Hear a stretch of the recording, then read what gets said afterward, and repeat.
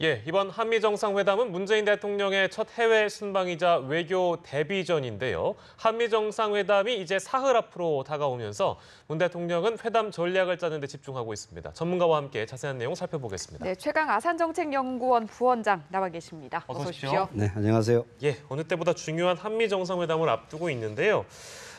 최대 의제는 뭐가 될 거라고 혹시 예상하십니까? 제가 생각할 때 역시 가장 시급한 것이 북핵 문제 아니겠는가 생각합니다. 네. 이미 네. 정 실장께서 설명을 하셨지만은 이 사드 문제는 약간 이제 수그러드는 그러한 방향 쪽으로 가고 있는데 아직까지 이제 한미 간의 대북 정책의 공조가 잘 되고 있느냐, 지향점이 같은가 등에서 약간 차이점을 보이고 있다라는 평가가 있기 때문에 그러한 것을 불식시키기 위해서 아마 최대 현안인 북핵 문제가 집중적으로 논의될 것으로 생각합니다. 네, 그리고 한미 정상회담 앞두고 문재인 대통령이 성과에 연연하지 않고 트럼프 대통령과 신뢰를 쌓겠다라고 밝혔고, 강경화 외교부 장관도 사드는 한미 동맹의 결정이라며 번복할 의도가 없다 이렇게 밝혔는데요. 네. 정상회담 앞두고 이같이 한미 동맹을 강조하는 그 이유는 뭐라고 보십니까? 이제 아마 미국 측에서 문재인 정부를 바라볼 적에 참여정부 2.0 아닌가라는 그러한 의혹이 있었습니다. 그때 예. 이제 한미동맹이 좀 흔들렸기 때문에 따라서 사전 정지 작업의 일환으로서 한미동맹의 굳건함을 다시 한번 과시하면서 또한 강경화 외교부 장관의 사드 발언은 일종의 지뢰를 제거하기 위한 조치였다고 생각이 됩니다. 예. 또한 그 신뢰를 강조한다고 하는 것은 이번 정상회담에서는 어떤 현안을 해결하기 위한 그런 정상회담이 아니라 예. 앞으로의 한미 간에 잘 갈 수 있는가 없는가의 기초를 다지기 위한 좀 긴 호흡으로서 지금 한미 정상회담을 바라보고 있다 이렇게 생각합니다. 예. 네. 물론 이제 얼마 남지 않은 시간입니다만 혹시 이 기간 동안 한미 정상회담에 들어가기 전에 변수라고 해야 될까요? 그런 게 존재합니까? 어떻게 보세요? 이미 변수가 하나 발생했다고 보여집니다. 어떤 겁니까? 이제 지난 토요일 날 이제 주한 미 대사관을 둘러싼 시위에서 예. 뭐 성조기가 찢겨자거나 이런 건 상당히 이제 분위기가 안 좋은 형태로 지금 됐고 네. 정부에게 상당히 이제 부담스러운 좀 부분이 됐습니다. 그것이 하나 있겠고요. 예. 아마 또 북한의 도발이라든가 이런 것이 또 하나의 변수로 작용할 수도 있습니다. 그러나 제가 생각하기에는 북한의 도발이 있을 경우에는 한미가 오히려 더 굳건히 같이 대응하는 그런 모습으로 갈 수 있기 때문에 예. 긍정적으로 작용할 수 있지만, 예를 들어서 만약에 북한이 어떤 대화 제의를 한다거나 이럴 경우에 상당히 한미 간의 이견을 보일 수 있는 부분도 없지 않아 있습니다. 예. 또한 그리고 주요 정치권에서의 어떤 이런 주요 한미 현안에 관한 발언, 조율되지 않은 발언 같은 경우는 예. 상당히 그 정부에게는 부담이 될 수 있고 한국을 바라보는 미국 내 시각이 그렇게 곱게 정립되지 않을 수도 있다라는 그러한 변수가 있다고 생각됩니다. 예. 네, 그리고 이번에 트럼프 대통령과 달리 문재인 대통령 같은 경우는 정상외교 데뷔전이나 다름없잖아요. 네. 어떤 전략으로 임해야 된다고 보시는지. 글쎄 이제 이게 처음 데뷔전이다 보니까 예. 여러 가지 기대와 우려가 많습니다. 저는 오히려 좀 기대하고 있는 부분이 많은 것이 예. 이 문재인 대통령이 굉장히 그 개인적인 친화감이 굉장히 뛰어나다라는 네. 면에서 볼 적에 그 트럼프 대통령의 돌출 행동에 대해서 잘 대응할 수 있는 부분이 있다라는 것을 생각할 수 있겠고요. 그 전반적으로 지금 정상회담이 맨 마지막 날 지금 계획돼 있습니다. 따라서 사전에 정지 작업이 잘 돼 나갈 수 있다고 생각됩니다. 특히 예. 지금 장진호 기념비를 예. 참배한다는 건 과거에 없었던 얘기인데 이것을 개인의 얘기와 같이 결부시켜서 굉장히 분위기를 좋게 만들어 나갈 수 있는 부분이 되겠고요. 그리고 이제 경제인들 역시 대동을 해서 아마 일종의 저희가 얘기하는 하우스 기프트죠. 미국에 무엇을 줄 것인가, 투자라든가 특히 이제 일자리를 만들 수 있는 투자 부분에 있어서 아마 재계의 역할이 아마 두드러질 것으로 보여집니다. 또한 예. 상하 양원의 주요 의회 지도자들과 만나서 어떤 본인의 진솔함을 표현할 수 있는 그런 기회가 되기 때문에 상당히 다양한 부분에서 단순한 정상회담에 집중하는 것이 아니라 미국 내 주요 의사 결정자들에 대해서 본인의 입장과 의견을 잘 전달할 수 있는 그러한 전략으로 꾸며나가고 있고 지금까지는 잘 준비돼 나가고 있는 것으로 평가됩니다. 예. 흔히 얘기하는 게 이제 그 트럼프가 악수 외교를 한다 이런 표현을 많이 쓰기도 하고요. 네. 트럼프의 성격을 예상해 보건대 굉장히 그 가변적이고 네. 워낙에 돌출 행동을 많이 하기 때문에, 그러니까 반대로 보면 네. 문재인 대통령이 이제 어떤 전략으로 임해야 되는지를 짚어주셨다면 그쪽에서 반대로는 트럼프 대통령은 어떤 전략으로 임해서 나올까요? 그건 예상하실 수 있겠습니까? 상당히 좀 힘듭니다. 사실 그 돌출 발언이 워낙 많은 사람이고 사실 악수 외교 같은 경우도 저희가 예상을 못했던 것이기 때문에 아마 한국의 입장을 좀 확인하고자 하는 그런 것들이 있지 않을까라는 생각이 듭니다. 물론 예. 공식적인 공동 성명이라든가 이런 선언에는 이제 이미 사전에 협의된 내용들이 들어가겠지만은 예. 이 단독 정상회담에서 돌출 발언을 할 수도 있습니다. 저희가 전혀 예상하지 못했던 예. 그것은 도대체 어떠한 질문이 될지 모릅니다. 과거에 뭐 김대중, 부시 이런 그 정상회담에서 돌출적인 질문을 받고 김대중 대통령이 굉장히 당혹해한 적이 있었듯이 예. 그런 당혹함을 우리도 맞을 수도 있다라는 그런 대비를 좀 해야 될 것 같습니다. 그러니까 그러한 질문이 안 나올 것이라서 대비하기보다는 예. 어떠한 질문이 나올지도 모르니까 예.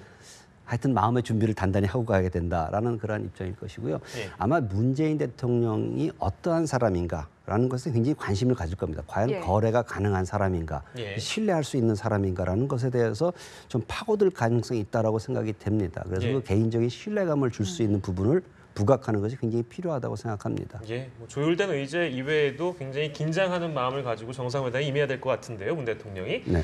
자, 그리고 문재인 대통령의 부인이시죠, 김정숙 여사, 그리고 네. 트럼프 대통령의 부인 멜라니아 여사의 만남에도 많은 분들이 관심을 갖고 계신데 이건 또 어떤 만남이 전개될지도 궁금합니다. 좀 예측하기 지금 어렵죠. 예, 사실 워낙에 이제 좀 달라 보이는 워낙에 분이라서. 달라 보이는 한 사람은 이제 소박한 예. 스타일이고 한 분은 굉장히 화려한 모델 예. 출신이고 하는데 제가 볼 적에는 이 두 조합이 잘 맞을 수도 있다고 봅니다. 의외로요? 예, 왜냐하면은 펑리위안 그 시진핑 주석의 부인과 예. 마치 그 멜라니아 그 영부인 간에 무슨 패션 경쟁을 하거나 막 이러한 모습을 보여줬는데 이번에 사실 우리 김 여사께서의 어떤 소박한 모습과 멜라니아의 화려함이 잘 조화롭게 맞춰 나갈 수도 있다라는 생각이 들고요. 그런 예. 면에서 볼 적에는 이 정상회담을 가는 과정에서 윤활제 역할을 할 수 있다. 그러나 그 영부인들 사이에서 뭐 어떤 깊숙한 얘기를 하긴 곤란할 거고요. 대개 예. 이제 그 약자에 대한 배려, 사회 문제 이런 데에 대한 얘기를 많이 할 수 있을 것 같고 예. 그런 면에서 보면 우리 김 여사께서 굉장히 그런 장점을 갖고 있지 않나 그렇게 생각됩니다. 예. 네, 어떤 분위기가 연출될지 주목이 되고요. 앞서서 정상회담의 주요 의제로 북핵 문제를 꼽아주셨는데 네. 한미 FTA 재협상 문제도 주요 의제로 오를 것이다 이런 예측들이 많이 나오고 있는데요. 어떤 얘기가 어떻게 구체적으로 나올 것으로 예상을 하십니까? 제가 생각할 때는 안 나올 것 같습니다. 아, 예. 왜냐하면 사실은 예. 중국하고의 그 회담에서 볼 적에 예. 중국에서는 예를 들어서 환율 조작국이다, 뭐 무역 역조, 지적 재산권 이런 문제 등을 제기할 것이다라고 예상하고 갔는데 네. 하나도 안 나왔거든요. 네. 지금 트럼프 대통령도 보게 되면 그 재협상 얘기는 안 할 가능성이 상당히 높다고 보여집니다. 네. 왜냐?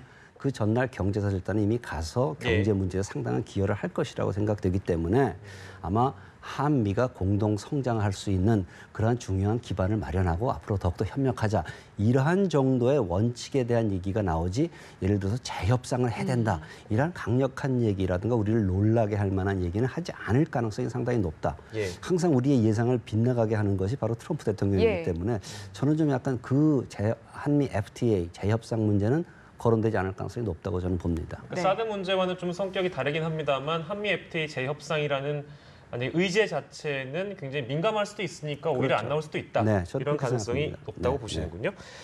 예, 그리고 이제 주말에 있었던 일인데요. 문재인 대통령이 2018년 평창 동계 올림픽 때 남북 단일팀을 구성하자고 북한에 공식적으로 제안을 했는데 일단 북한이 어렵다 이렇게 지금 난색을 좀 표했습니다. 이 관련된 대통령의 발언을 저희가 좀 듣고 돌아오겠습니다. 바라건대 최초로 남북 단일팀을 구성하여 최고의 성적을 거두었던 1991년 세계 탁구 선수권 대회와 세계 청소년 축구 대회의 영광을 다시 보고 싶습니다. 북한 응원단도 참여하여 남북 화해의 전기를 마련하면 좋겠습니다. 함께 흘리는 땀은 화해와 통합을 만드는 촉매제가 되고 있습니다. 적대국이었던 미국과 중국, 미국과 베트남이 핑퐁 외교로 평화를 이루었습니다. 저는 평화를 만들어 온 스포츠의 힘을 믿습니다. 네, 굉장히 전격적인 발언이었는데요. 일단은 뭐 북한이 제가 아까 말씀드린 대로 현실적으로 좀 어렵지 않느냐라고 난색을 표한 상황이고 일단 이 발언을 어떻게 보셨는지 궁금하네요. 일단 그 장홍 북한 IOC 위원이 왔기 때문에 예. 그런 계기에 있어서 남북 화해의 뜻을 북한 측에 전달하고자 했던 그런 의미가 되겠고요. 예. 이것을 또 굳이 뭐 한미 정상회담, 뭐 한미 관계에 연계시킬 필요는 없다고 생각합니다. 예. 과연 이러한 시점에서 대통령께서 그러한 제안을 한 것이 바람직하냐? 뭐 일부에서는 그런 문제 제기를 할 수도 있겠습니다만은 스포츠라는 것이 비정치적인 무대이고 예. 그것을 통해서 어떤 화해와 뭐 화해 분위기를 만들어 나갈 수 있다라는 차원에서 볼 적에 원칙론적에 볼 적에 별 문제가 없다라고 생각이 됩니다. 예. 뭐 우리가 굳이 이것을 뭐 확대 해석할 필요는 없고요. 네. 그럼에도 불구하고 이제 북한이 그것을 거부했다라는 것은 오히려 북한이 이러한 그 비정치적인 무대에서조차도 남북 간의 대화와 협력을 거부하고 있다라는 것으로 볼 적에 북한의 그러한 그 고립을 스스로 자초하는 결과가 되고 있지 않나라는 그렇게 생각이 듭니다. 네, 일단 그럼, 예. 그동안 과거 이제 보수적인 정부가 대화 그 자체를 거부했다는 것을 비판을 많이 받아왔기 때문에 예. 그 대화 자체를 제의한다. 특히 이제 스포츠 부분에서의 대화를 제의한다는 것은 유연성을 갖고 있다라는 그런 그 모습을 보여준다는 걸 볼 때 긍정적으로 평가할 수 있을 것 같습니다. 네, 그럼 이 내용을 어떻게 해석해야 될지 궁금한데요. 북한이 어제 대규모 반미 군중대회에서 우리 정부를 향해서는 남북 대화에서 북핵 문제를 배제하고 대북 정책을 전환하라 이같이 밝혔는데 한미 정상회담 앞두고 이렇게 강조한 이유는 뭐라고 보십니까? 이제 문재인 정부가 남북 관계에 좀 무게를 두니까 이 소위 말해서 민족 공조냐 국제 공조냐 둘 중 하나를 선택해라. 예. 우리랑 잘 하려면은 민족 공조를 해라 이렇게 얘기를 하고 있는 것인데요. 예. 그것은 전반적인 상황을 파악하고 있는 건 아니죠. 즉 이를 통해서 새로 출범한 문재인 정부에 대해서 좀 압박을 하고자 하는 그러한 입장을 보였던 것 같은데요. 예. 뭐 우리로서는 그것을 수용하기 어려운 것이죠. 저희가 어떠한 입장을 갖고 이런 모호한 입장을 갖고 있는 건 아니라고 생각되고 결국은 한미 이간을 하기 위한 그러한 것을 너무 뚜렷이 인식하고 있기 때문에 예. 오히려 부적절했다라고 보여집니다. 자, 그리고 지금 이제 현재 상황, 그러니까 거의 모든 외교 상황을 저희가 포괄적으로 고려를 해봤을 때 우리의 대북 기조는 어떠한 방향으로 최종적으로 나아가야 하는지 이제 여쭙고 싶은데요. 어떻게 전망하세요? 역시 뭐 압박과 제재 그리고 대화를 병행하겠다라는 것이고요. 예. 그러한 면에서 볼 때 이것이 과연 미국의 대북 정책과 괴리를 같이 하고 있냐, 뭐 일부에서는 안 한다 차이가 있다라는 평가도 있지만 그렇습니다. 미국에서도 나온 거는 최대의 압박과 관여 결국 예. 두 개를 같이 가고 있다라는 것이고요. 문제는 뭐냐면 대화의 초입을 어떻게 시작을 할 것이냐, 예. 대화의 조건, 시기를 어떻게 설정하느냐에 대해서 우리가 좀 논의를 해봐야 될 것으로 생각됩니다. 예. 따라서 지금 현재로서는 북한이 저렇게 도발을 계속하고 있고 압박을 하는 상황 하에서는 우리도 대화에 임하기는 쉽지 않은 거죠. 이미 문재인 대통령도 북한이 비핵화의 의지를 보여야지 우리가 대화에 나갈 수 있다라는 입장을 표명한 바 있고요. 예. 그것 역시 미국도 동의하고 있는 입장이라고 생각합니다. 미국도 대화를 거부하고 있는 건 아닙니다. 예. 의미 있는 대화를 하기 위해서 북한을 의미 있는 대화로 끌어내기 위해서 지금 압박하고 있는 것이라고 볼 적에 예. 당분간은 이제 압박의 기조. 그러나 우리는 항상 대화에 대해서 열려 있다라는 그런 입장을 취해 나갈 것으로 생각합니다. 예. 마지막으로 드려야 될 질문 같은데요. 물론 이제 좀 약간 보수적으로 시각을 갖고 있는 분들이 이런 이의를 제기합니다만 아까 말씀해주신 약간 투트랙 전략, 함께 가는 전략은 너무 나이브한 생각 아니냐. 왜냐하면 북한은 계속해서 도발을 감행하고 있고 핵을 포기할 마음이 없는 것 같은데 둘 중에 하나 정해야 되는 거 아니냐. 이런 시각에 대해서 어떻게 보세요?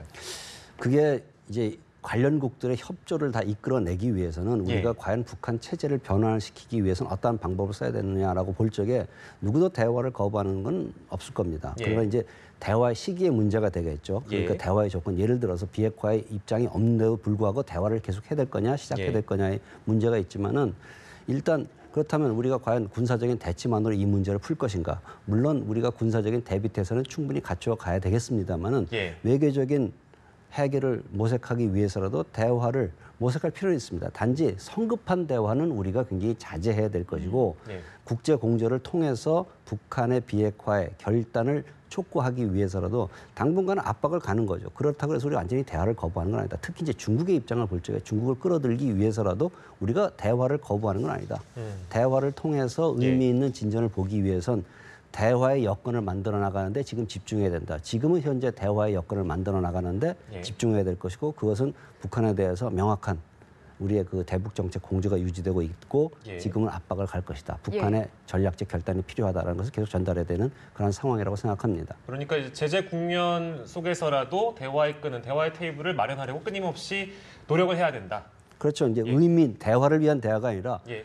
의미 있는 대화를 만들기 위한 노력이 필요하다고 생각합니다. 예, 알겠습니다. 오늘 말씀 여기서 정리하겠습니다. 최강 아산정책연구원 부원장과 함께했습니다. 고맙습니다. 고맙습니다.